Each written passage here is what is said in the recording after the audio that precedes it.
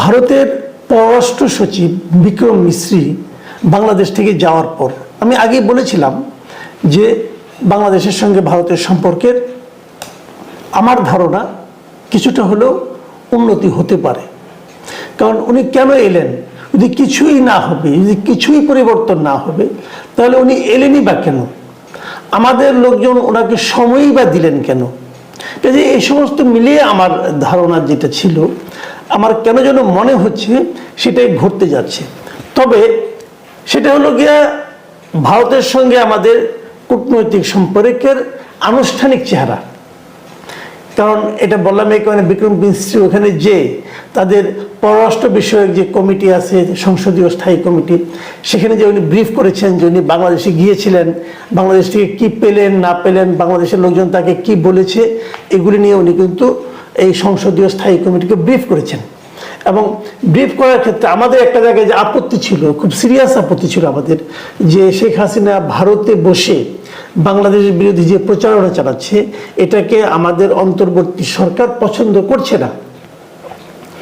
এই বিষয়ে কিন্তু বিক্রম মিশ্রি তাদের যে পররাষ্ট্র মন্ত্রণালয়ের বিষয়, পররাষ্ট্র বিষয়ক যে স্থায়ী কমিটি, সেখানে ব্রিফ করতে গিয়ে উনি নিজে স্পষ্ট ভাষায় বলেছেন যে বাংলাদেশের অন্তর্বর্তী সরকারকে নিয়ে ক্ষমতাচ্যুত প্রধানমন্ত্রী শেখ হাসিনার সমালোচনায় ভারতের সায় নেই। শেখ হাসিনা যেটা করছেন এটাকে ভারত সায় দিচ্ছে না। তো তাহলে সে করছেন কিভাবে? এরও একটা ব্যাখ্যা উনি দিয়েছেন।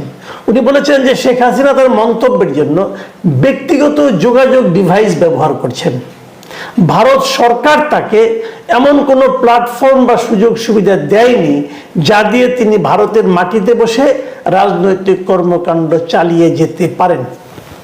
স্পষ্ট কথা কিন্তু, যে ভারত তাকে এমন কোনো ডিভাইস দেয় নাই যেটা করবে, বরঞ্চ উনি তার পার্সোনাল যে ডিভাইসগুলো আছে সেগুলো দিয়ে করছেন। মানে ওনারা ইঙ্গিত করেছেন ওনার যে মোবাইল ফোন আছে, সেল ফোন আছে, সেটাতে উনি যোগাযোগ করছেন, হয়তো ওয়াইফাইয়ের মাধ্যমে অথবা এইভাবে উনি যোগাযোগ করছেন এবং কথাবার্তা বলছেন।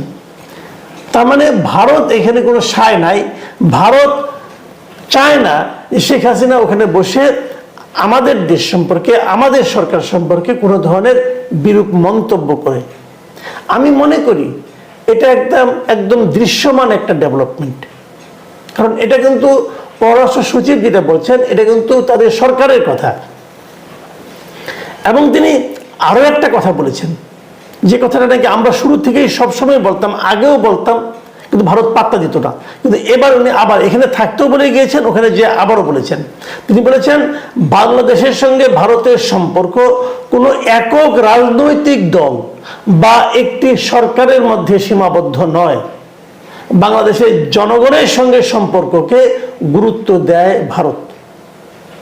প্রিয় দর্শক, মাথায় রাখবেন এই কথাটা উনি কোথায় বলেছেন?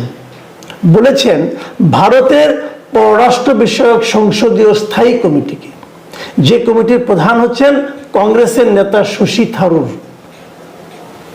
এর অর্থ ভারত কিন্তু সরকারিভাবে আমাদের ব্যাপারে তাদের যে মূল্যায়নটা ছিল সেটা হয়তো পুনর্বিবেচনা করছে, অথবা আমার ধারণা তারা বুঝতে পেরেছে যে এখানে ঝগড়া করে কোনো লাভ হবে না। প্রকৃত প্রস্তাবে কি সেটা হয়তো আমরা আরো কয়েকদিন পরে দেখতে পারবো। আমার ধারণা পরিস্থিতি সামনে ওনারা বুঝতে পারবেন যে মন খারাপ করে হয়, মন খারাপ হয়েছে, ওনাদের অনুগত ব্যক্তিরা নাই, এখন মন খারাপ তো হতেই পারে, মন খারাপ হয়েছে, কিন্তু বাস্তবতাকে মনে হয় ওনারা মেনে নিচ্ছেন। যখন সরকারের পক্ষ থেকে এই ধরনের মন্তব্য আসছে, তখন ভারতের এই খুচরা মুচরা রাজনৈতিক দলের যে নেতা যারা আছেন, অথবা বড় দলের খুচরা নেতা যারা আছেন, যারা লাফালাফি করছেন, বিশেষ করে আমাদের সীমান্তবর্তী পশ্চিমবঙ্গের যারা রাজনীতিবিদ আছেন এবং সেখানকার বিজেপির যারা রাজনীতিবিদ আছেন, তাদের নমুনাটা কি, তাদের বক্তব্য কি, তাদের কথাবার্তা কি, এবং তাদের কথাবার্তা যদি আপনি শুনেন, আপনাদের মনে হবে এটা কি আমরা কোনো পলিটিক্যাল লিডারের কথাবার্তা শুনছি নাকি কোনো পাগল ছাগলের কথা শুনছি। আমি উদাহরণ দিয়ে বলি, গতকালকে ওদের পশ্চিমবঙ্গের উত্তর পশ্চিম ও উত্তর 24 পরগনা জেলার গোয়ালডাঙ্গার বসিরহাটে, এটা বাংলাদেশের সীমান্তবর্তী এলাকা, সেখানে ওদের আমাদের এখানে সাম্প্রদায়িক সংঘাত হচ্ছে, এই সমস্ত কল্পিত কাহিনীর উপর ভিত্তি করে তারা একটা প্রতিবাদ সমাবেশ বিক্ষোভ প্রদর্শন করে।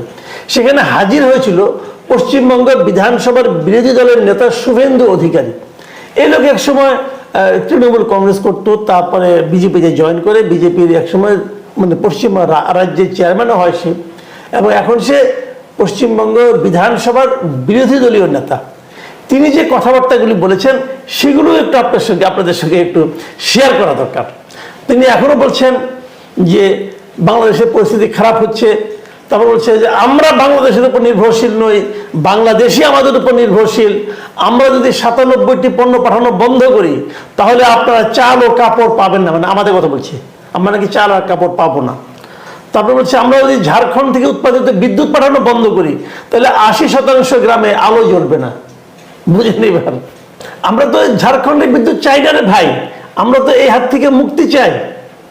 সে আবার হুমকি দিচ্ছে, দিতে দেন, আরো শোনেন হুমকির কথা। উনি বলেছেন বাংলাদেশে রাফাল যুদ্ধ বিমান পাঠানোর কথা বলছেন উনি, এবং তিনি বলছেন যে হাসিমারায় 40টি রাফাল বিমান রয়েছে, মাত্র 2টি বিমান পাঠালেই যথেষ্ট হবে। ইন্টারেস্টিং হলো, একদিন আগে গত রবিবার আর কি, সেখানে উনি বলছিলেন আরেকটা সভায় যে বাংলাদেশে রাফাল বিমান পাঠাবেন, ওখানে বলছিলেন যে একটা পাঠালে নাকি হয়ে যাবে। আজকে অবশ্য বেড়ে 2টা হয়েছে। এইভাবে নানা ধরনের আক্রমণাত্মক কথা কিন্তু বিজেপির এই নেতারা বলছেন।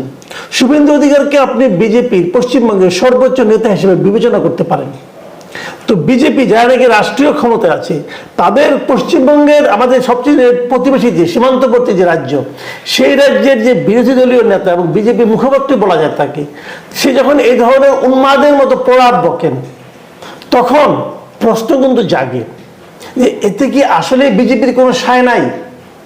দেখুন, সবচেয়ে যে মারাত্মক কথাটা উনি বলেছেন সেটা বলে আমি ওনার প্রসঙ্গটা শেষ করব। তিনি বলার চেষ্টা করেছেন যে বাংলাদেশের ইউনূস সরকার নাকি কোনো বৈধ সরকার নয়, তারা চরমপন্থী, তারা উগ্রবাদী, তারা মানবতার বিরুদ্ধে। আবার তারা বলছেন যে তারা তালেবানের মতো। এই যে কথাগুলি উনি বলেছেন, এবং শেষে বলেছেন যে ইউনূসের সরকার শেখ হাসিনার বৈধ সরকারকে সরিয়ে দিয়েছে। কিভাবে? হাসিনা সরকার চলে যাওয়ার 3 দিন পর ইউনূস সরকার গঠন করেছে, তো কিভাবে সে সরাই দিল? ওই সময় সে দেশেও ছিল না। এই পাগল বলে কি? দেখেন ওনার দুআশার মাত্রাটা বলি আপনাদেরকে। এটাই হলো ওনার সম্পর্কে আবার শেষ কথা, আপাতত, পরে না হয় আরেকদিন বলবো। তিনি বলেছেন শেখ হাসিনা আবার বাংলাদেশের প্রধানমন্ত্রী হিসেবে ফিরে যাবেন। শেখ হাসিনা বৈধ প্রধানমন্ত্রী, ডক্টর ইউনূসের সরকার অবৈধ। শেখ হাসিনা প্রধানমন্ত্রী হিসেবে ঢাকার বিমানবন্দরে নামবেন, তাকে স্যালুট দিয়ে অভ্যর্থনা জানাতে হবে। মানে ভাবখানা দেখে মনে হচ্ছে শেখ হাসিনা বোধহয় তার মাটা হয় আর কি, তার মা হয়, এবং তার জন্য তার জানটা কাঁদে, তাকে এখানে ফেরত আনবেন।